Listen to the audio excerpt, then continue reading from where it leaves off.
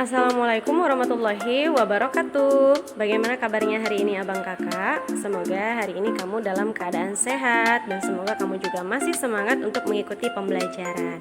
Nah, untuk minggu ini kita bertemu lagi dengan Miss Eka yaitu di hari Rabu. Hari ini kita akan kembali melanjutkan pembelajaran kita yaitu dalam mata pembelajaran tematik. Seperti biasa, untuk memulai pagi kita, pembelajaran kita agar lebih diridhoi Allah, mari kita buka pembelajaran kita dengan lafaz basmalah. Bismillahirrahmanirrahim. Semoga pembelajaran kita hari ini menyenangkan dan diridhoi oleh Allah. Nah, abang kakak silahkan ambil alat tulisnya, ambil buku tema 8-nya, agar nantinya ketika ada catatan penting yang ingin kamu catatkan di buku catatan kamu, bisa langsung dicatat. Kemudian kerjakan nanti tugasnya dengan sebaik mungkin.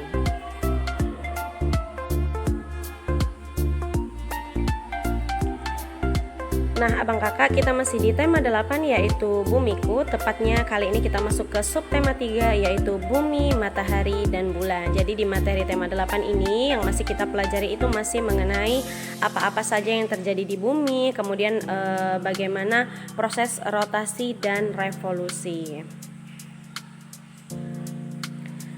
Nah, tujuan pembelajaran kita hari ini yang pertama yaitu dengan melakukan pengamatan, siswa akan lebih memahami tentang peristiwa gerhana matahari. Yang kedua, dengan melakukan percobaan, siswa akan memahami tentang posisi benda-benda langit ketika peristiwa gerhana terjadi. Dan yang ketiga, dengan melakukan pengamatan, siswa akan lebih memahami tentang peristiwa gerhana bulan. Dan yang keempat, dengan menggarisbawahi kata kunci dan memahami informasi penting, siswa mampu menyajikan informasi dalam bentuk visual yaitu gambar ataupun reklame. Nah, jadi abang kakak kita akan mempelajari lebih lanjut tentang gerhana matahari, tentang gerhana bulan, kemudian apa-apa saja bagaimana posisi benda-benda langit ketika peristiwa gerhana itu terjadi. Kemudian materi hari ini tambahannya yaitu mengenai reklame. Nah, materi yang pertama yaitu IPA. Kita di sini ayo mengamati. Nah, coba lihat gambar yang Miss Eka tampilkan. Di situ ada gambar matahari, ada gambar bumi, dan ada gambar bulan. Nah, perhatikan di antara bumi dan matahari di situ ada bulan. Juga ada keterangannya tentang garis orbit bumi, kemudian garis orbit bulan itu yang warna biru, garis orbit bumi yang warna hijau. Kemudian ada di sini namanya umbra dan penumbra. Nah, kita akan mempelajari lebih lanjut. Gerhana matahari. Gerhana matahari terjadi pada siang hari ketika bulan baru atau bulan mati. Gerhana matahari terjadi ketika bulan, bumi, dan matahari berada dalam satu garis lurus. Ingat ya, gerhana matahari itu terjadi ketika bulan, bumi, dan matahari berada satu garis lurus. Kedudukan bulan berada di antara bumi dan matahari. Kedudukan tersebut menyebabkan cahaya matahari ke bumi terhalang oleh bulan. Jadi abang kakak, seperti yang sebelumnya pernah Miss Eka jelaskan, kalau terjadi gerhana matahari di siang hari, nanti tiba-tiba akan redup kemudian gelap. Kenapa gelap? Itu tadi seperti yang dijelaskan, karena cahaya mataharinya tertutup oleh bulan, sehingga itulah yang disebut dengan gerhana matahari, yaitu terjadinya sudah jelas pada siang hari. Nah, karena terhalang oleh bulan, keadaan yang terang berangsur-angsur menjadi gelap. Saat terjadi gerhana matahari, bayangan bulan akan menutupi bumi. Nah, oleh karena bulan lebih kecil daripada bumi, maka hanya sebagian tempat saja yang mengalami gerhana matahari. Nah, itu juga kenapa kemarin kan ada yang bertanya, Miss, kenapa kalau gerhana matahari ada bagian yang masih cerah atau terang, kemudian ada bagian bumi yang sudah gelap. Nah, kenapa? Di sini sudah terjawab. Karena bulan itu kan ukurannya lebih kecil dari matahari, sehingga ketika walaupun bulan, bumi, dan matahari berada dalam satu garis lurus, bulan menutupi cahaya matahari, tapi hanya sebagian bumi saja yang terkena imbasnya. Jadi sebagian bumi saja yang mengalami yang namanya gerhana matahari, yaitu yang merasakan gelapnya. Jadi ada bagian bumi lainnya ketika gerhana matahari terjadi tidak gelap, yaitu tetap terang. Nah, kemudian ada 3 jenis gerhana matahari, yaitu gerhana matahari total, gerhana matahari sebagian, dan gerhana matahari cincin. Nah, gambar di atas yaitu merupakan gerhana matahari total. Jadi perhatikan ada bagian bumi, itu bagian ada namanya umbra dan penumbra, itu adalah bayangan yang terkena dari gerhana. Gerhana matahari total terjadi di permukaan bumi yang terkena bayangan umbra bulan. Tuh yang terkena bayangan umbra yang warna hitam. yang terkena langsung itulah yang akan mengalami namanya gerhana matahari total. Sudah jelas total berarti dia keseluruhan mengalami yang namanya situasi gelap di siang hari. Itulah yang terjadi ketika gerhana matahari total. Kemudian gerhana matahari total itu selalu diawali dan diakhiri oleh gerhana matahari sebagian. Gerhana matahari sebagian terjadi di permukaan bumi yang terkena bayangan penumbra bulan. Nah, itulah kenapa penumbra di situ berwarna orange, dalam artian masih terkena sinar matahari. Sedangkan umbra, yaitu yang seluruhnya gelap, itulah yang mengalami gerhana matahari total sehingga warnanya dia menghitam. Nah, adapun gerhana matahari cincin terjadi di permukaan bumi yang terkena lanjutan bayangan-bayangan inti. Hal itu terjadi karena bulan berada pada titik terjauh dari bumi. Jadi ada bagian bumi yang mengalami namanya gerhana matahari cincin. Itulah bayangan-bayangan dari gerhana matahari inti. Jadi abang kakak kenapa dia hanya mengalami bayangannya? Karena bulan itu berada di pada titik terjauh dari bumi. Ada bagian belahan bumi yang kalau jaraknya ke bulan dia itu adalah yang terjauh. Nah, ini gambar gerhana matahari cincin. Kemudian ini gambar matahari sebagian. Jadi ingat saja ya abang kakak, kalau dia gerhana matahari total dia bagian yang terkena umbra, yaitu yang seluruhnya berwarna hitam. Sedangkan gerhana matahari sebagian yang terkena bagian penumbra atau masih ada cahaya mataharinya. Nah, setelah dari gerhana matahari kita akan mempelajari gerhana bulan. Kalau sudah jelas gerhana matahari terjadi di siang hari, maka gerhana bulan terjadi di malam hari. Gerhana bulan merupakan suatu peristiwa yang terjadi di mana kedudukan matahari, bumi, dan bulan berada pada satu garis lurus. Nah, sama ya abang kakak, yaitu matahari, bumi, dan bulan berada dalam satu garis lurus, sehingga bayangan bumi menutupi sebagian ataupun keseluruhan bulan. Proses terjadinya gerhana ini dimulai saat bumi berada di antara matahari dan juga bulan pada satu garis yang sama.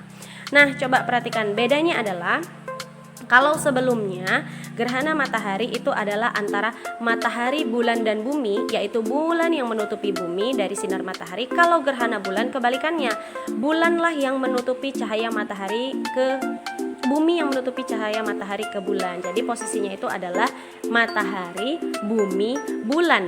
Bumi yang menutupi cahaya matahari. Coba kita sama-sama yuk. Kalau gerhana matahari yaitu matahari, bulan, bumi berada dalam satu garis lurus, yaitu bulan yang ada di tengah-tengah antara bumi dan matahari. Sedangkan kalau gerhana bulan yaitu ada matahari, bumi, dan bulan, yaitu bumi yang ada di antara bulan. Jadi makanya terjadilah gerhana bulan.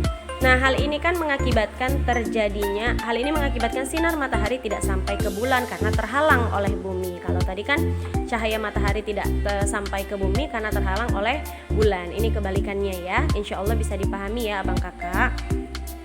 Nah, gerhana bulan ini bisa terjadi karena pada saat bumi berada di antara matahari dan juga bulan dalam posisi sejajar, seperti yang sudah dijelaskan sebelumnya. Padahal demikian, bumi akan menghalangi sinar matahari yang menuju ke bulan, sehingga permukaan bulan akan tertutupi oleh bayangan bumi. Nah, bagaimana proses terjadinya bulan? Proses terjadinya gerhana bulan ini lebih lama dibandingkan dengan matahari. Meskipun perbedaan waktunya hanya beberapa menit. Jadi seperti halnya dengan gerhana matahari, proses terjadinya gerhana bulan ini sebagai berikut, yaitu yang pertama, ketika bulan bersinar terang tiba-tiba tertutup sedikit demi sedikit oleh bayangan hitam.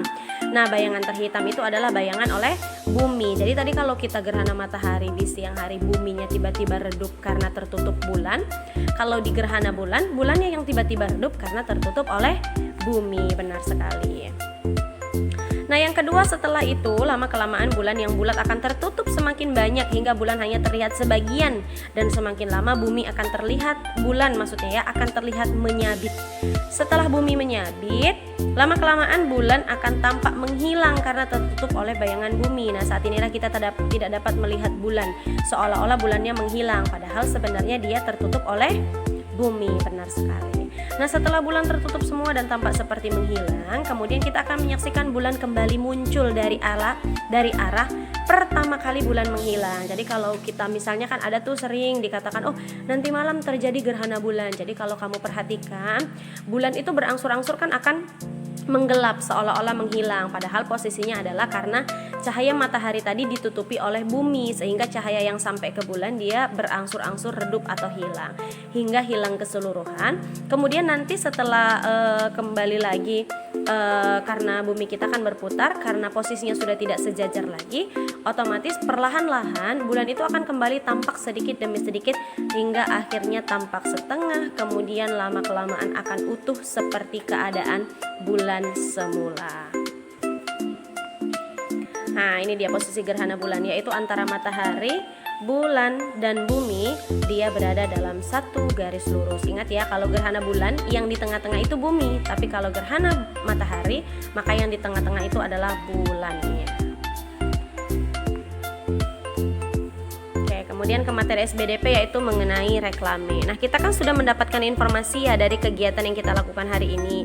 Informasi tersebut dapat kita sajikan secara tertulis, lisan, dan visual. Pernahkah kamu melihat informasi yang disajikan dalam bentuk reklame? Nah, di materi sebelumnya bahkan di semester 1 kita sudah mempelajari tentang jenis-jenis reklame. Kita ulang kembali bahwa reklame adalah media periklanan dan pemberitaan. Reklame ini tujuannya untuk apa? Menyebarkan informasi kepada halayak ramai tentang suatu produk atau pesan lainnya. Dibuat dengan maksud untuk menarik perhatian. Jadi kalau yang misalnya berjualan yaitu reklame komersil, maka dia akan menarik perhatian agar orang lain yang melihatnya akan membeli ataupun menggunakan jasa. Nah, isi reklame itu harus dapat menggerakkan keinginan orang lain untuk membeli produk yang direklamekan. Apa saja contoh reklame? Yang pertama itu ada iklan yang seperti sudah kita ketahui, contohnya itu adalah surat kabar atau koran atau majalah. Kedua ada spanduk. Nah, biasa misalnya sering contohkan nih kalau Nurul Ilmi misalnya penerimaan siswa baru atau ketika ada acara, maka biasanya ada spanduk yang ditempelkan atau dipasang di bagian depan gerbang Nurul Ilmi. Nah, seperti ini contohnya loket pembayaran. Kemudian yang ketiga ada brosur, sama juga nih seperti misalnya brosur kemarin waktu kamu mau mencoba mendaftar di beberapa SMP atau pesantren pasti ada brosurnya. Nah, itu biasanya berisikan tentang informasi apa saja yang ingin disampaikan suatu lembaga atau suatu jasa atau suatu produk yang ingin ditampilkan. Ini jadi contohnya yaitu brosur mengenai donor darah. Yang keempat embalase. Coba masih ingat nggak embalase itu di bagian apa? Benar sekali, embalase itu ada di kemasan ya abang kakak, yaitu di kemasan produk, biasa kayak jajanan. Biasa kemarin yang kita contohkan tuh kalau ada yang bawa makanan tuh, ada yang bawa jajanan ciki-ciki. Nah, biasanya kan ada embalasenya, ada reklamenya. Misalnya yang paling mudah deh, misalnya Citato rasa barbecue misalnya. Di situ dijelaskan tuh apa-apa saja komposisinya, kemudian gambarnya menarik, tulisannya menarik, warnanya menarik, sehingga dari embalase itu bisa menarik perhatian pembeli atau konsumen. Nah, ini adalah beberapa contoh reklame. Ingat ya abang kakak, ada iklan, spanduk, brosur, kemudian ada embalase. Yang kelima ada poster. Nah, ini poster contohnya, hijaukan kembali untuk masa depan bumi kita. Misalkan sering mengatakan bedanya poster dengan brosur adalah kalau poster biasanya dia itu kalimat inti saja, tidak banyak yang dijelaskan. Biasanya ini ditempel di mading, kemudian ada di papan-papan pengumuman. Sedangkan kalau brosur tadi itu kan dia lebih banyak kalimat penjelasnya. Kemudian ada baliho, ini dia yang dalam ukuran besar, biasa di pinggir-pinggir jalan tuh kita lihat baliho. Seperti misalnya baliho mau pemilihan presiden, kemudian ada baliho mengenai iklan-iklan rokok, iklan produk, iklan jual rumah. Nah, jadi yang ukurannya lebih besar itu adalah baliho. Nah, kalau sudah mempelajari mengenai jenis-jenis reklame, apa saja contoh-contohnya, kemudian apa itu reklame, ada latihan yang harus kamu kerjakan, yaitu gambarlah satu bentuk reklame dengan tema kesehatan. Nah, kebetulan nih saat ini kan kita lagi masih di masa-masa pandemi ya, masih masa banyak sekali virus-virus COVID contohnya. Nah, bisa kamu gambarkan satu reklame dengan tema kesehatan. Boleh mencari inspirasi dari internet, boleh dari buku-buku tentang kesehatan, boleh bertanya dengan orang tua atau dengan teman juga boleh. Silahkan. Yang penting adalah dikerjakan. Yang tidak boleh adalah kalau kamu tidak mengerjakan latihannya. Silahkan digambar dengan sebaik mungkin. Nanti hasil gambar kamu silahkan difoto, kirimkan via Google Classroom ya abang kakak. Nah, alhamdulillah itulah materi pembelajaran kita hari ini. Miss Eka sekali lagi mengucapkan terima kasih untuk kamu yang selalu semangat setiap harinya untuk mendengarkan materi walaupun melalui daring. Jadi abang kakak walaupun kita dalam keterbatasan tidak bisa bertatap muka di rumah, tapi insya Allah kita bisa tetap belajar walaupun dengan cara seperti ini. Jadi insya Allah ilmunya berkah, tergantung dari bagaimana kamu menyikapi proses pembelajaran daring kita. Tapi Miss Eka yakin kamu tetap semangat, setiap harinya mengerjakan tugas dengan sebaik mungkin. Dan ingat, waktu kita tidak banyak lagi karena sebentar lagi kamu akan ujian. Jadi silahkan pelajari bagian-bagian penting di materi pembelajaran kita. Kalau ada yang kurang paham boleh ditanyakan ke Miss Eka. Oke, kita ucapkan hamdalah untuk menutup pembelajaran kita hari ini. Alhamdulillahirabbil alamin. Silakan kerjakan tugasnya dengan sebaik mungkin, lalu kumpulkan melalui Google Classroom. Terima kasih ya abang kakak. Sampai jumpa di materi pembelajaran selanjutnya. Assalamualaikum warahmatullahi wabarakatuh.